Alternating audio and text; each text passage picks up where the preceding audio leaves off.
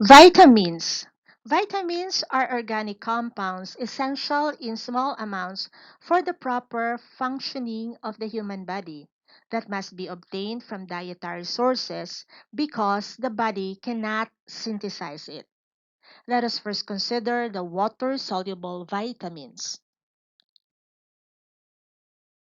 Vitamins are considered in conjunction with enzymes because many enzymes contain vitamins as part of their structure. Recall that conjugated enzymes have a protein part called apoenzyme and a non-protein part called cofactor. Vitamins in many cases are cofactors in conjugated enzymes. Vitamins differ from the major classes of nutrients in foods, such as carbohydrates, lipids, and proteins, in the amount required.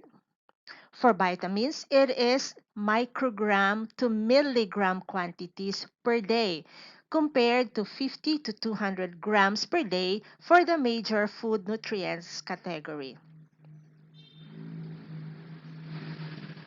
To better understand the small amount of vitamins needed by the human body, consider the recommended dietary daily allowance of vitamin B12, which is 2 micrograms per day for an adult. There are 13 known vitamins, and scientists believe that the discovery of additional vitamins is unlikely. Despite searches for new vitamins, it has been more than 70 years since the last of the known vitamins, folate, was discovered. Solubility characteristics divide the vitamins into two major classes: the water-soluble vitamins and the fat-soluble vitamins. There are 9 water-soluble vitamins and 4 fat-soluble vitamins. In this table, you see the list of vitamins in each of these solubility categories. Water-soluble vitamins must be constantly replenished in the body because they are rapidly eliminated from the body in the urine. They are carried in the bloodstream, are needed in frequent small doses, and are unlikely to be toxic except when taken in unusually large doses. The fat-soluble vitamins are found dissolved in lipid materials. They are, in general, carried in the blood by protein carriers, are stored in fat tissues, are needed in periodic doses, and are more likely to be toxic when consumed in excess of need. An important difference exists in terms of function between water-soluble and fat-soluble vitamins. Water-soluble vitamins function as coenzymes for a number of important biochemical reactions in humans, animals, and microorganisms. Fat-soluble vitamins generally do not function as coenzymes in humans and animals and are rarely utilized in any manner by microorganisms. Other differences between the two categories of vitamins are summarized in this table. A few exceptions occur, but the differences shown in this table are generally valid.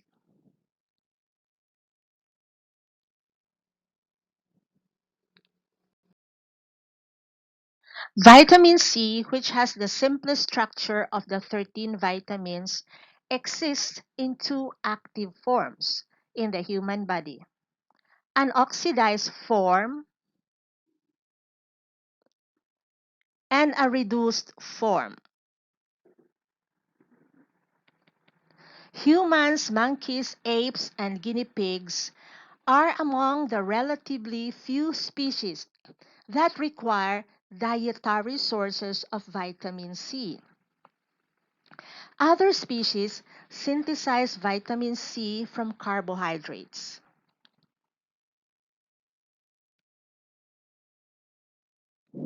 Vitamin C's biosynthesis involves L-gulonic acid, an acid derivative of the monosaccharide L-gulose. L-gulonic acid is changed by enzyme lactonase into a cyclic ester lactone.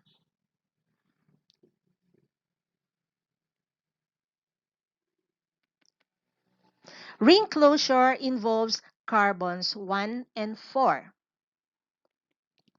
An oxidase then introduces a double bond into the ring, producing L-ascorbic acid. So this is the double bond.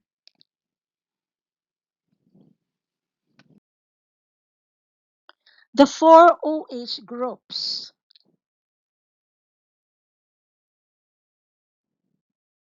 present in vitamin C reduced form are suggestive of its biosynthetic monosaccharide origin, which is a polyhydroxyaldehyde. Its chemical name, L-ascorbic acid, correctly indicates that vitamin C is a weak acid. Although no carboxyl group is present, the carbon 3 hydroxyl group hydrogen atom exhibits acidic behavior as a result of its attachment to an unsaturated carbon atom. The most completely characterized role of vitamin C is its function as a co-substrate in the formation of the structural protein collagen, which makes up much of the skin, ligaments, and tendons, and also serves as the matrix on which bone and teeth are formed.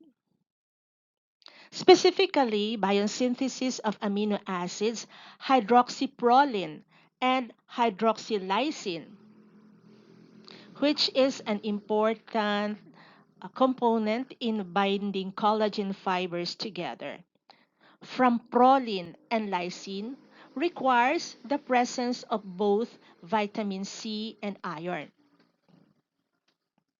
Iron serves as a cofactor in the reaction, and vitamin C maintains iron in the oxidation state that allows it to function. In this role, vitamin C is functioning as a specific antioxidant.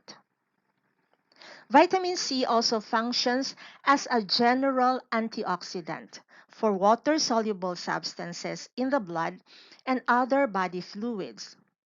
Its antioxidant properties are also beneficial for several other vitamins.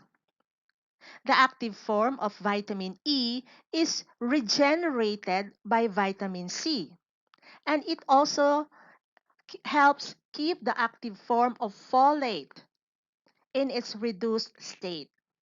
Because of its antioxidant properties, vitamin C is often added to foods as a preservative. Vitamin C is also involved in the metabolism of several amino acids that end up being converted to the hormones norepinephrine and thyroxine. The adrenal glands contain a higher concentration of vitamin C than any other organ in the body.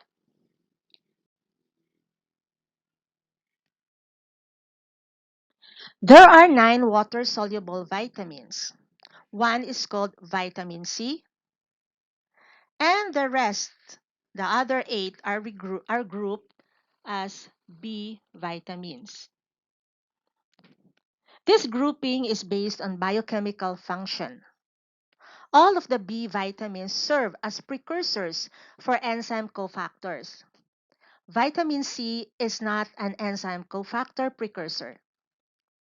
With the discovery of the similarity in function, that is, coenzyme precursors, of the water-soluble vitamins except vitamin C, the coenzyme vitamins were all renamed as numbered B vitamins, B1, B2, B3, etc.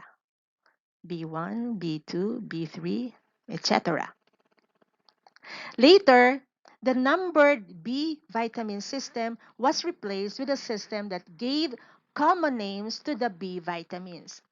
So B1 is called thiamine, B2 riboflavin, B3 niacin, etc. The following two examples illustrate the changing nature of the B vitamin nomenclature. Vitamin G became vitamin B2 and vitamin H became vitamin B7. The structural forms in which B vitamins are found in food are not the forms in which they are used in the human body. As mentioned previously, B vitamins serve as precursors for enzyme cofactors. The active form for vitamins in the body is their enzyme cofactor form, to which they are converted once they are obtained from food through digestion of the food. As structural aspects of the various B vitamins are now considered, emphasis is given to the chemical modification that occur as the free vitamins are converted to enzyme cofactor forms, that is, to their active forms in the human body. Thiamine or vitamin B1, the structure for the free and coenzyme form of thiamine are as follows.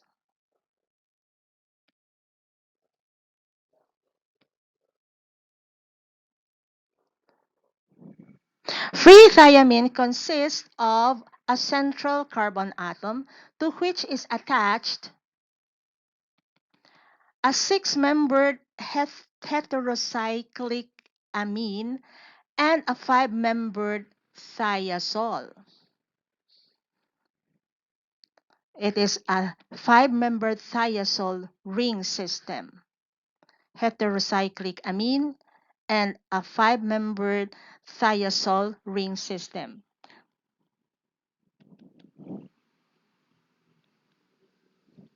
The coenzyme form of thiamine is called thiamine pyrophosphate, or this one. A molecule in which a diphosphate group, two phosphate groups, has been attached to the side chain. The coenzyme TPP functions in the decarboxylation of a keto acid. Riboflavin. The structure of riboflavin involves three fused six-membered rings. So one, two, three. Two of which contain nitrogen. This one has nitrogen, and this one has nitrogen. With the monosaccharide ribose, this is the ribose portion, attached to the middle ring. Riboflavin was once called the yellow vitamin because of its color. Its name comes from its color. Flavin means yellow in Latin, and its ribose component. Two important riboflavin-based coenzymes exist: the FAD, or flavin adenine dinucleotide, and the FMN, or flavin mononucleotide. Both coenzymes are involved in oxidation reduction reactions in which hydrogen atoms are transferred from one molecule to another. Niacin or vitamin B3. Niacin occurs in food in two different but similar forms: nicotinic acid and nicotinamide. This is nicotinic acid and this is nicotinamide. Both forms convert the same coenzymes, two of which will be encountered repeatedly. The NAD or nicotinamide adenine dinucleotide and the NADP or nicotinamide adenine dinucleotide phosphate. Both coenzymes are involved in oxidation reduction reactions in which hydrogen atoms are transferred from one molecule to another. Pantothenic acid or vitamin B5. The name pantothenic acid is based on the Greek word pantothen, which means from everywhere. This vitamin is found in almost every plant and animal tissue. The structure of pantothenic acid is given in this slide. This structure can be envisioned as an amide formed from the reaction of beta-alanine, an amino acid, and pantoic acid, a carboxylic acid. Coenzyme A, one of the most used of all B vitamin coenzymes, contains pantothenic acid as part of its structure. Coenzyme A is required in the metabolism of carbohydrates, lipids, and proteins, where it is involved in the transfer of acetyl groups between molecules. Vitamin B6, pyridoxine, pyridoxal, and pyridoxamine. Pyridoxine, pyridoxal, and pyridoxamine. Vitamin B6 is a collective term for these three related compounds. Pyridoxine is found in foods of plant origin, and pyridoxal and pyridoxamine are found in foods of animal origin. The coenzyme forms of these three compounds, which contain an added phosphate groups, phosphate, phosphate, related to each other in the same manner that the free forms are related to each other are shown in this slide. Vitamin B6 coenzymes participate in reactions where amino groups are transferred between molecules. Such transfer occurs repeatedly when protein molecules are metabolized. Biotin or vitamin B7. Biotin is unique among the B vitamins in that it can be obtained both from dietary intake and also via biotin producing bacteria present in the human large intestine. Structurally, biotin is a fused two-ring system,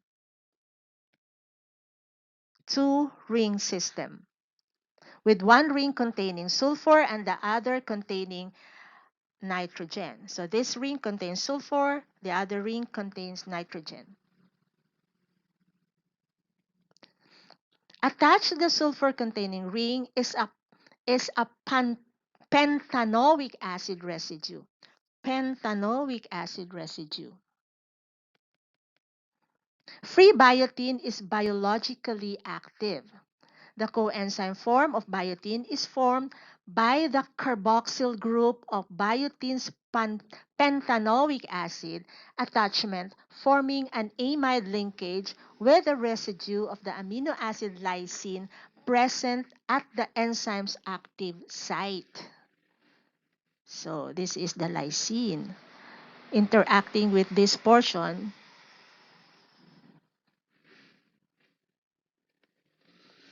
As a coenzyme, biotin is a carrier of carbon dioxide. It has a specific C site where the CO2 molecule can become attached. Folate or vitamin B9. Several forms of folate are found in foods. All of them have structures that consist of three parts: a nitrogen containing double ring system and para-amino benzoic acid. So the double ring system and the para-amino benzoic acid and one or more residues of amino acid. Glutamate. When only one glutamate residue is present, as is shown in this structure, the folate is called folic acid.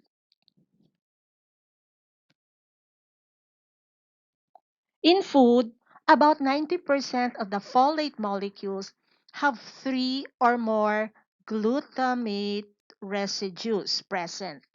Such molecules are called polyglutamates. The active coenzyme form of folate, which is known as tetrahydrofolate, THF, has only one glutamate, and four hydrogen atoms have been added to the double ring nitrogen system.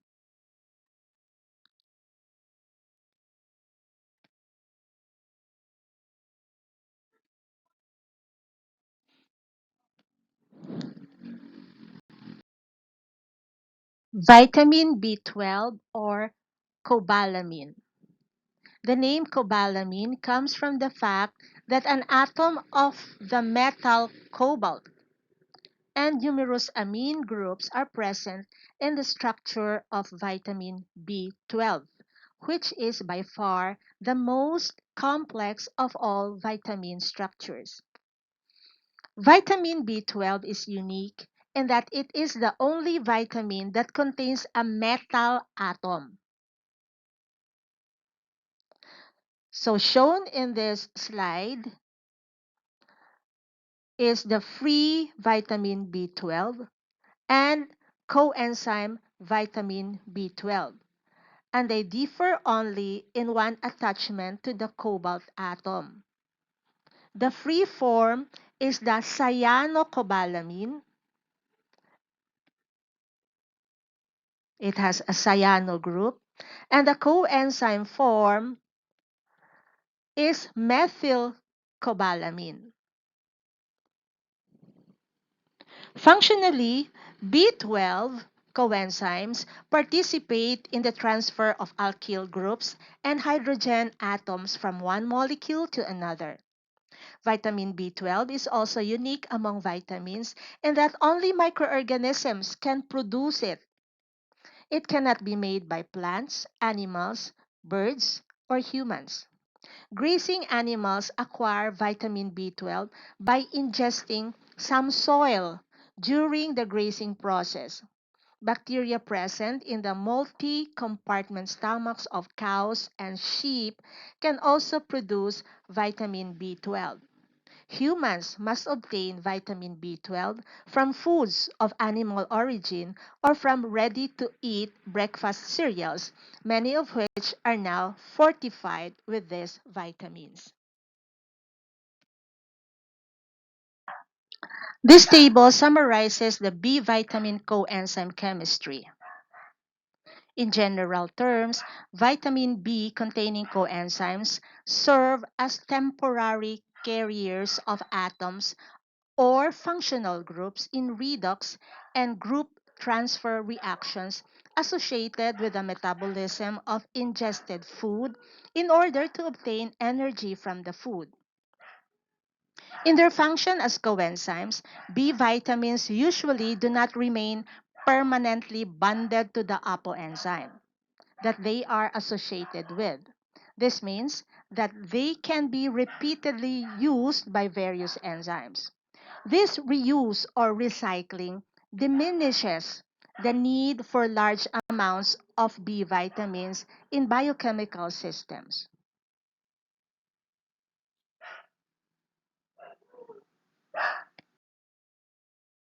This slide shows the various food sources where the B vitamins can be obtained.